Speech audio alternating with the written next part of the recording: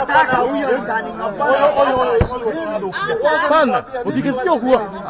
Amefanya nini? Amefanya nini? Kama tuambie. Nataka kutupa kura zetu za Wamatangi. Simple. Ati kumeendaje?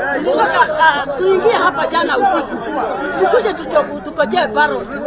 Na tukoje zote kutoka the whole county in Kiambu. Sasa wengine wanatuambia za Kikuyu zimekwama.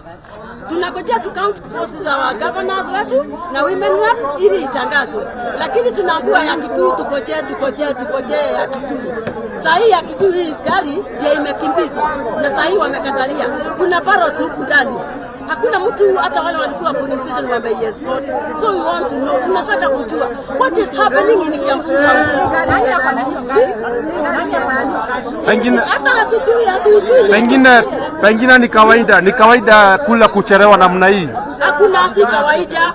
Hata sio kawaida kula ziwe zinatoka usiku na zinaingia usiku. Na hapo ndio tunachezwa. Kwa hivyo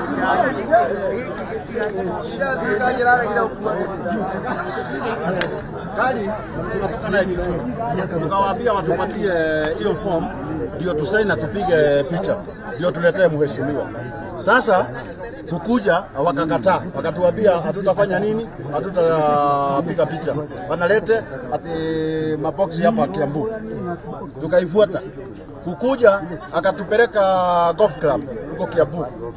Hakutoka, hakuingia, nikamuongeleza. Akaniambia ukitaka kwenda pale unaenda. Nikamwambia sawa, tukatoka, akatupeleka mpaka stage. Kutoka stage akapitukia kwa barabara katikati. Na sisi tukapitukia kwa barabara katikati. Tukaita ingali ingine yetu.